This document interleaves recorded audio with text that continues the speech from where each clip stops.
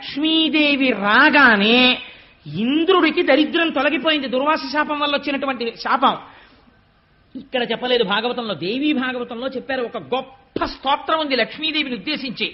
ఆ స్తోత్రం ఎవరు చెప్తారో వాళ్ళకి దరిద్రం తొలగుతుంది. కొన్ని కోట్ల జన్మలు అనుభవించవలసిన దరిద్రం నశిస్తుంది. ఆ స్తోత్రం ఇవాళ మనందరం కలిసి చెయ్యాలని నా తాపత్రయం. అందుకని ఆఖరణ చెప్తానంటున్నాను. ఈ తత్వం అంతా కలిపి ఒక్కసారి. ఆ తరువాత మళ్లీ చిలకడం మొదలుపెట్టారు. ఎల్ల ఋతువులందు ఎలవారి పరువమై ఇంద్రువిరుల తోట కేపు తెచ్చి కోరువచ్చు వారి కోర్కెలు ఈడెడు వేల్పుమ్రాను పాల వెళ్లి పుట్టే. ఒక బ్రహ్మాండమైనటువంటి కల్పవృక్షం ఒకటి వచ్చింది పాల సముద్రం నుంచి. దానికి, ఆ కల్పవృక్షానికి పువ్వులు పూసున్నాయి. ఆ పువ్వులు ఎవరు పెట్టుకుంటారో వాళ్ళకి 5వ తనం తరగదు. దాని మించి వచ్చేటటువంటి గాలి ఎవరు పీలుస్తారో వాళ్ళ ఆరోగ్యం పాడవదు. ఎవరు కల్పవృక్షం దగ్గరికి వెళ్ళి